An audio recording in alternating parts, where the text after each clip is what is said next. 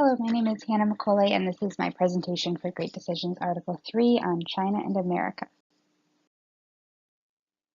We're going to go into China, just a little brief history before the current president's focuses and foreign policy, then the issue with North Korea, ending with President Trump's stance, and then my opinion and references.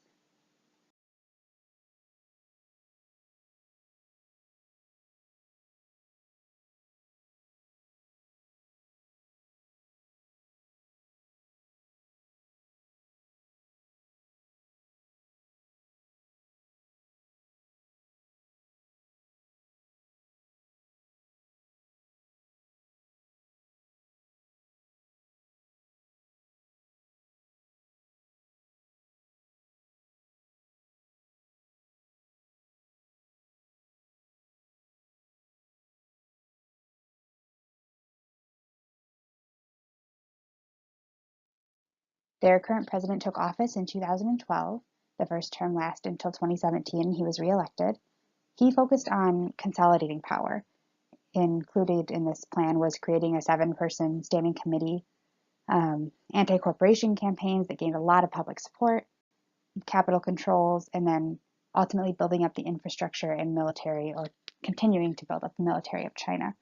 Um, as far as global trade is concerned, he has been focused on filling the void to champion economic globalization and social responsibility, and to grow an open global economy, which the void is basically any areas where there isn't sufficient trade, or other powers such as the US have been um, stepping out or just decreasing in power.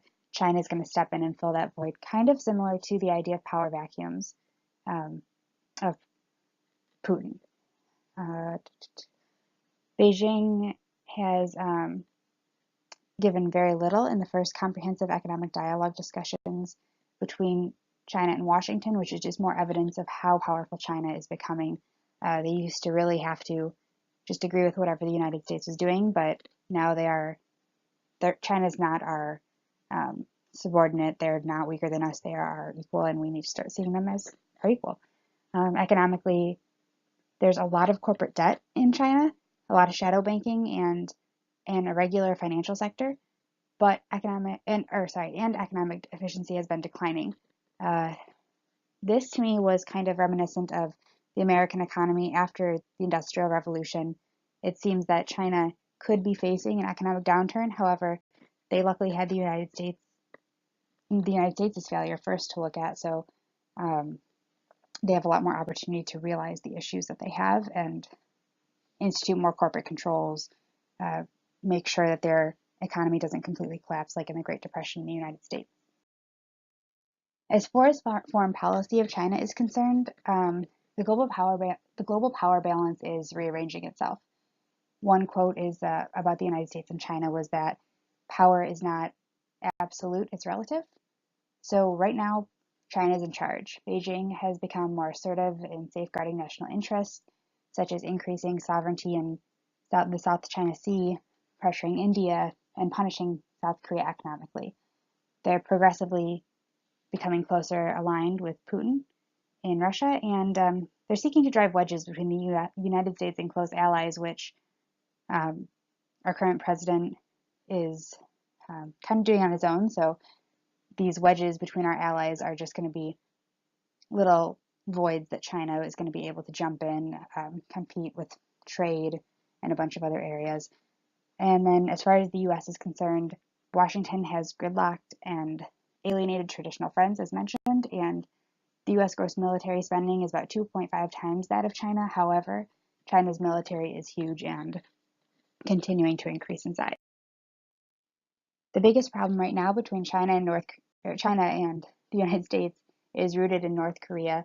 In September of 2017, North Korea was testing missiles over Japan, and Trump really wanted Beijing to increase pressure on North Korea to get rid of their um, missile capacities. However, China wasn't exactly conceding to the United States' wishes. Washington said they would give concessions in other areas such as trade and Taiwan if Beijing would comply. However, The stance of China on North Korea is really based on two principles.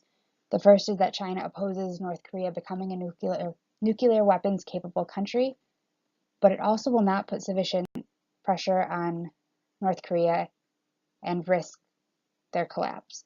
So even though they don't want North Korea to be capable of nuclear weapons, they also don't want the economy to collapse. So that's why they weren't putting as harsh of sanctions and pressure on North Korea as the United States wanted. The US has three possible responses. One, accept that North Korea has nuclear weapons. Two, persist in a policy of tightening sanctions, knowing that there are limits to the pressure China will apply. And then finally, using force to try and destroy North Korea's nuclear capacity.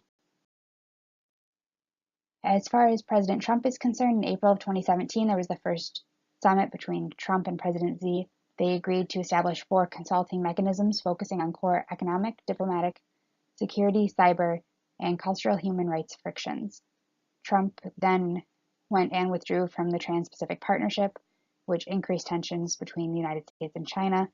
Then in November of 2017, Trump traveled to China, proclaiming mutual commitment to denuclearization of North Korea was the goal, even though he was disappointed in how Beijing was not pressuring North Korea. So it's still an ongoing issue. And really right now, Trump's focus is on enforcing American policies rather than adapting to Chinese problems or policies.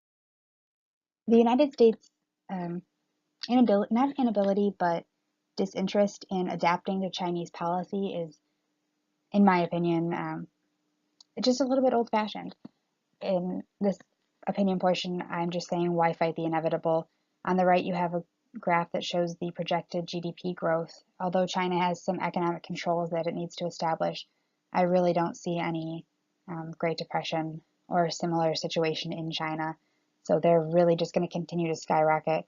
Their GDP will overtake the United States in or around 2029, and they're already the world's largest trading nation.